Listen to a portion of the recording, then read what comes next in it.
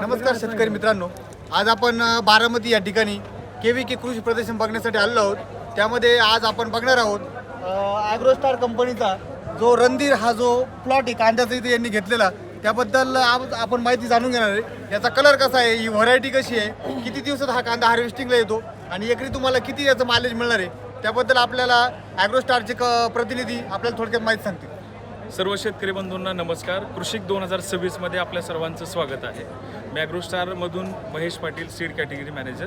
माझ्यासोबत माझे कृषीतज्ञ जे कांद्यावरती स्पेशल काम करतात, गणेश शेळके सर या ठिकाणी उपलब्ध आहेत। तर ॲग्रोस्टारचा जो लाल ताज आहे, त्याचबरोबर ॲग्रोस्टारचा जो रणधीर कांदा आहे, याच्याबद्दल ते थोडीशी माहिती देतील। आणि आज आमच्यासोबत कृषिक 2026 मध्ये नाशिकवरून आमचे साथी पार्टनर या ठिकाणी आलेले होते। गणेश सरांना मी विनंती करतो की सर आपण कांद्याविषयी जे आपले शेतकरी अवेलेबल आहेत त्यांच्या माहिती द्यावी। त्याच्यामध्ये ॲग्रोस्टार कंपनीकडे कांद्यामध्ये दोन सध्या आपल्या म्हणजे पावसाळी हंगामातली जी व्हरायटी ती लाल ताज म्हणून आहे, जीची खासियत म्हणजे एकदम आकर्षक लाल कलरचा रंग आणि 70 ते 80% एक समान साईज याच्यासाठी आपला हा कांदा मानला जातो।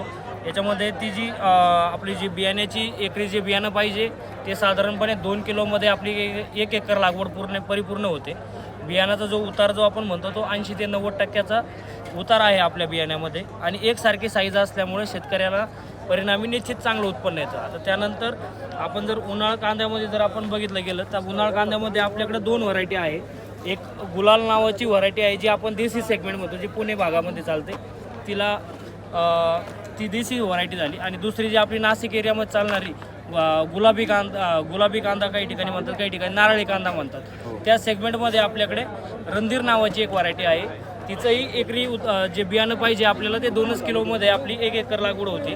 आणि त्याच्यामध्ये शेतकऱ्याची जिथं कुठंतरी बियाण्यामध्ये 3 किलोचं आपण जनरल प्रॅक्टिसमध्ये 3 किलो बियाणं वापरतो, तिथे 1 किलो बियाण्याची आपली बचत होते।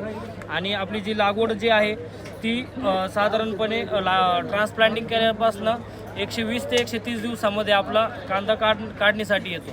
तर आपण इथं बघू शकता की त्याचा जो कलर आहे तो आकर्षक एक गुलाबी कलरचा रंग आपण याला बघू शकता।